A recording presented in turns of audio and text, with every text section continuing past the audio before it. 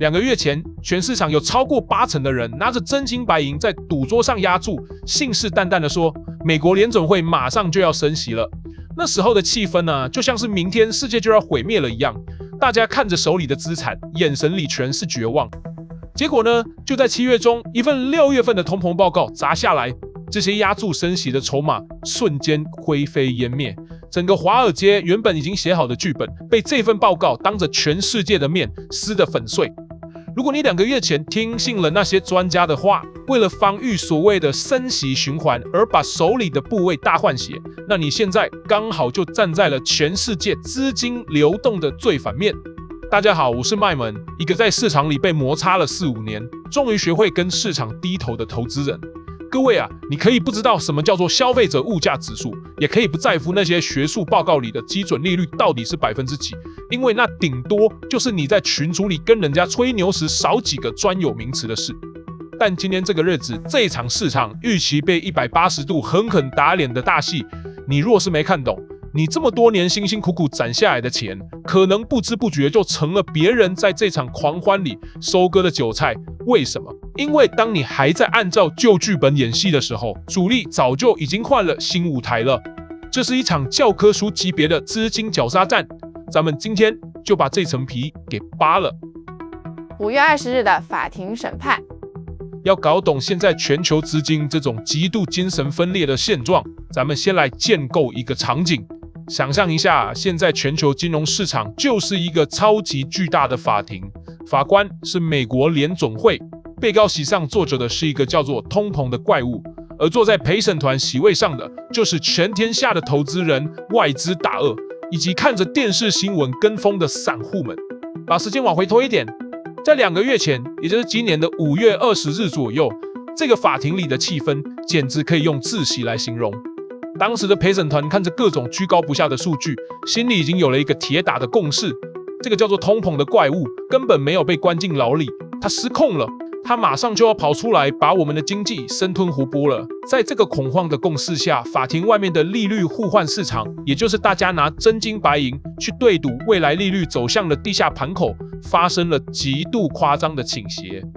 有超过80%的资金疯狂的押注。年底前，联准会必须要加息，你没听错，不是降息，也不是冻结，是加息。大家觉得法官手里的那根法锤马上就要重重的敲下来，宣布用更高的利率来把这个怪物给弄死。当陪审团集体陷入这种加息恐惧症的时候，市场上立刻上演了一场惨绝人寰的血腥屠杀，这就是我们后来看到的股债金三杀。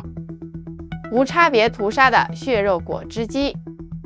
什么叫股债金三杀？这在金融史上都是极度罕见的极端气候。先看债券市场，那些原本被当成保险箱的美国国债，价格直接跳水杀到见骨。美国30年期公债的殖利率在5月20号前后直接像吃了春药一样往上狂飙，一举冲破了 5.19% 的大关。 5.19% 是什么概念啊？这可是创下了近20年来的高位。翻译成大白话就是，你现在把钱借给美国政府放着不动，它每年都要付你超过 5% 的利息。当无风险利率飙到这种见鬼的高度时，谁还想去买那些随时会爆雷的股票？于是股市也跟着崩了，标普500指数连跌3天，资金像逃命一样疯狂往外撤。最惨的是谁？是被誉为避险之王的贵金属黄金，在盘中直接失守4500的大关，单日暴跌超过$100。白银更惨，单日直接崩了 5.13%。大家原本以为天下大乱买黄金嘛，结果在绝对高息的预期面前，黄金这种不能生利息的死物，瞬间变成了垃圾，被投资人像丢破鞋一样丢出窗外。全场唯一在狂欢的，只有那嚣张到不行的美元。我都已经把科技股全砍了，换成黄金跟美债，想说避避风头，结果3天内账户直接蒸发了2年的薪水。这世界是不是疯了？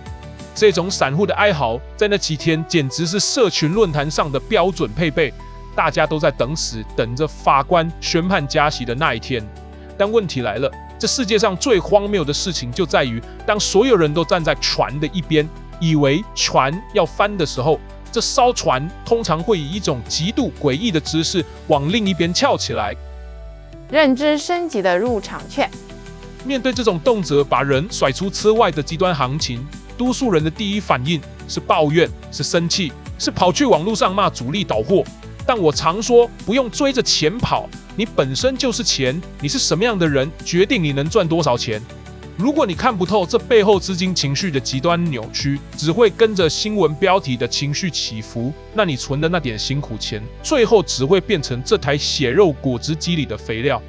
如果你觉得我今天讲的这个法庭与陪审团的比喻有点意思，让你意识到原来那些看起来遥不可及的利率预期，其实就是一场巨大的心理战，那说明你的认知已经开始领先大多数人了。如果你觉得这个角度有意思，觉得我后续的分析可能对你的钱包有用，先订阅一下频道，顺手点个赞，这样下次我更新这些荒谬真相的时候，你才不会错过。好，我们继续接下来这段，看看陪审团被打脸之后的荒谬反应。6月 CPI 的惊天大逆转。时间来到了2个月后的7月中旬，法庭上的气氛依旧凝重，大家还在等着法官宣判。就在这个时候，法庭的项目大门突然被一脚踹开，一个抱着厚厚一叠文件的会计师冲了进来，把一份名为《美国6月份消费者物价指数》的报告重重地砸在陪审团的桌子上。陪审团翻开报告一看，全场瞬间安静的，连一根针掉在地上都听得见。报告上写着什么？6月份的 CPI 环比不仅没有涨，反而出现了负0.4%的衰退。负0.4%啊！这可是自从2020年4月，也就是全球疫情刚爆发、全世界封城停工那个时候以来的最大单月降幅。再看同比，直接从上个月的4.2%一路溜滑梯降到了3.5%。这还不算奇葩，你以为这就完了？真正让那些压住加息的空头们冷汗直流的，是那份最核心、最难搞的核心 CPI 数据。核心 CPI 同比降到了2.6%，比市场预期的2.8%还要低。而核心 CPI 的环比更是直接干到了0.0%，这是自从2021年1月以来的最小增幅。这代表什么？翻译成大白话就是，那个在2个月前被全市场认定已经挣脱锁链，马上要生吞活剥经济的通膨怪物，现在突然变成了一只温顺的小猫咪，连叫都不叫一声了。什么概念啊？这就好比你坐在牌桌前，满心欢喜的等着荷官发牌，你手里握着同花顺，觉得自己赢定了。结果对面的玩家微微一笑，翻开底牌，他手里不但不是牌，而是一把左轮手枪。他直接用枪指着你的头说：“不好意思，这局不比牌大小，比谁命硬打脸来得太快，就像龙卷风。”那些在5月份信誓旦旦喊着加息势在必行，准备迎接高利率时代的专家们，瞬间全成了笑话。那超过80%压住加息的筹码，在这一刻彻底变成了小丑的入场券。法官的扑克脸与字里行间的玄机。证据已经摆在眼前了，通膨熄火了。那高坐在法庭上的法官，也就是联准会，他的反应是什么？是立刻敲锤宣布降息吗？当然不是。法官要是这么容易被看透，那华尔街还怎么玩？联准会召开了利率会议，最后的结果是连续按兵不动，既没有加息，也没有降息。很多人看到按兵不动，一拍脑袋就说：“哎呀，联准会还是很鹰派嘛，根本没打算放水。”如果你也是这么想的，那你又只看到了第一层。外资在看联准会的声明时，从来不只是看他做了什么，而是拿着放大镜一个字一个字去抠他说了什么。在5月份的那份声明里，联准会对通膨的描述是人处于高位，这是一种极度警惕、随时准备拔枪的姿态。但是在看完这份6月份的 CPI 报告后，联准会的声明里悄悄地把这句话改成了略高，从人处高位到略高，这中间差了2个英文字母，但这2个英文字母价值几兆美元。这就好像一个严厉的班导师，原本抓着藤条站在你面前，说你这死孩子没救了。现在他把藤条放下，喝了口水，说你这孩子最近进步了一点点。你说这代表什么？这代表法官心里已经清楚，通膨这只怪物暂时被按住了。虽然他嘴上不承认，虽然他还要维持法庭的威严，但他扣在扳机上的手指已经悄悄松开了。这就是市场自己打自己脸的终极名场面。2个月前，全市场都在恐慌加息；2个月后，一份 CPI 数据加上法官一个措辞的软化，直接把整个加息预期的剧本给撕了个粉碎。但问题来了，当全市场的资金都从加息梦里惊醒，发现利率的刀子已经慢慢放下的时候，这股庞大的力量会往哪里流动？这就引出了我们今天最核心的转换关键：你的钱包到底该往哪里摆？逻辑遇到工具的威力。讲到这里，大家应该发现了，不管是5月份的极度恐慌，还是7月份的数据大反转，这些看似遥远的总体经济数据，最终都会化为盘面上极度剧烈的资金流向，然后回头重重地砸在你的荷包上。很多人常常问我麦门，你说的这些总经逻辑我都听懂了，但听懂是一回事，实战又是一回事啊。现在加息预期没了，那我手里的股票到底是该卖还是该留？我怎么知道外资是不是已经提前听到风声，在偷偷转换跑道了？那你永远都只会是最后一个知道消息的人。这就是为什么我自己花了很多时间去研发了一套专属的看盘软体系统。没错，我要打个广告了，但你都看到这里了，而且我前面讲了那么多干货，给我30秒了解这个保命的工具，不过分吧？很多人看盘最大的痛点就是没有系统。你开了10个视窗，一个看技术线型，一个看外资买卖超，一个还要盯着美国那边的 CPI 数据跳动，最后脑袋糊成一团，一拍脑袋凭直觉进场，刚好接到外资高歌离席时倒出来的货。我的这套软体核心逻辑非常暴力，直接把主力筹码的真实变化标示在你的 K 线图上，一眼看穿大资金往哪跑。看盘要先确定趋势的方向，方向不对，努力白费。如果你连现在风往哪吹都不知道，就算你把总经教科书背得滚瓜烂熟，进场也是被按在地上摩擦。更重要的是，当主力偷偷释放危险讯号，或者在低档偷偷卡位的机会讯号出现时，别的散户还在论坛上发文问怎么办，你的手机就已经收到通知了。当然，如果你不只想要工具，还想更深度的了解我的思考逻辑，我的订阅专栏每天都会更新我对盘面的追踪，策略上有什么调整，哪些地方要提高警觉，我都会在里面分享。我不是要报你名牌，名牌这种东西本身就是个笑话，我是要提供一套思考框架，让你自己学会钓鱼。有兴趣的连结我放在下面。好，广告结束，我们回来继续讲。在这个预期大翻转的风暴里，资金到底会往哪里逃命？寻找利率松绑后的出口。咱们把视野收束一下，既然加息这个悬在市场头上的铡刀暂时被拿开了，通膨数据也给了市场一个大大的台阶下，那么接下来我们该怎么保护自己的钱包，甚至在下一波趋势里吃到肉？我常在专栏里说，用赚到的趴数去赚倍数，不要拿赚到的趴数去花倍数。红海市场的利多是赚趴数，新兴市场的利多是赚倍数。当宏观的风向标发生180度的大逆转时，你必须懂得顺势而为，这就是所谓的专做趋势盘，只赚轻松钱。如果你在这个节骨眼上还抱着2个月前的旧剧本死死不放，那你就等于是开着车在高速公路上逆向行驶。我们来推演一下，如果利率不会变得更高更久，资金的成本压力得到喘息，这时候会发生什么事？当市场确认联准会不会再有极端的紧缩动作时，原本因为恐慌而躲在超高殖利率美元资产里的资金，就会像解了冻的河水一样，开始重新寻找报酬率更高的地方。这股资金潮一旦涌出，首当其冲受惠的当然是那些对利率极度敏感的债券市场。当加息预期消退，殖利率的狂飙就会踩刹车，甚至开始往下走。殖利率往下，债券的价格就会往上弹，这就是一个非常基础但致命的跷跷板逻辑。但资金不会只停在债券里，当美元不再因为极端的高利率预期而独强时，资金就会开始外溢。美元一旦走弱，那些以美元计价的实体原物料，比如我们前面提到在5月份被打到骨折的黄金、白银，就会迎来巨大的重新定价机会。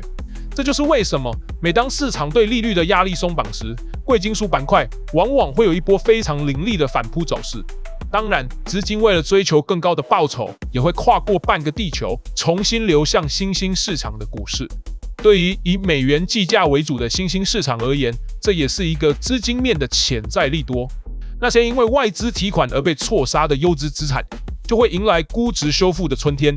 你看懂了吗？一份小小的、看似冷冰冰的 CPI 数据，背后牵动的是债券、汇率、原物料，甚至是你手里台股持仓的全面联动。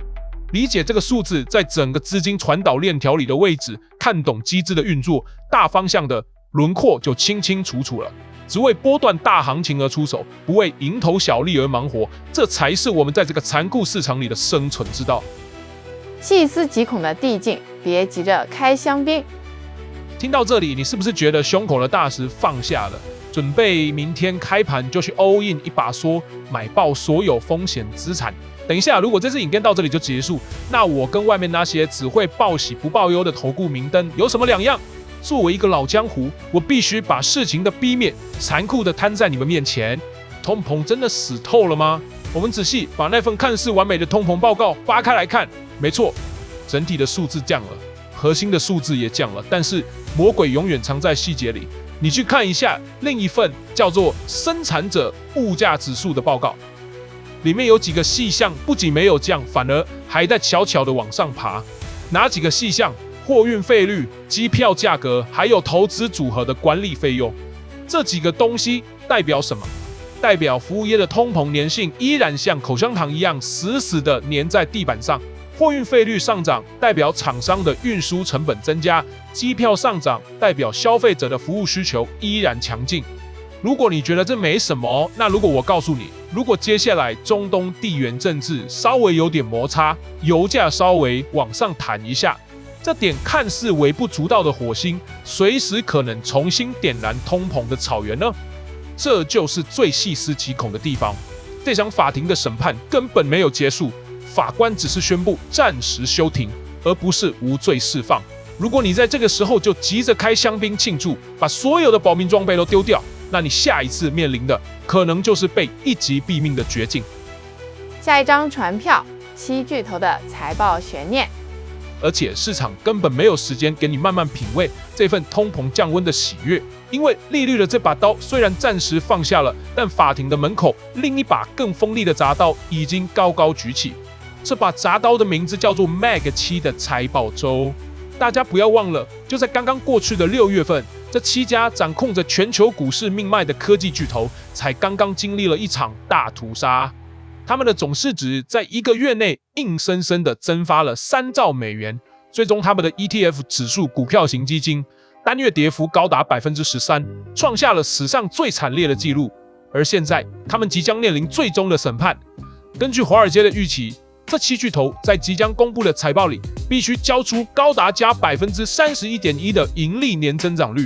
而标普500指数里其他493家公司的预期增长率只有可怜的 22.8%， 什么概念呢？这就好比全村的希望都寄托在7个壮汉身上。村长跟他们说，上个月你们虽然被打得鼻青脸肿，但这个月你们每个人必须扛起300斤的沙包，不然我们全村都要跟着陪葬。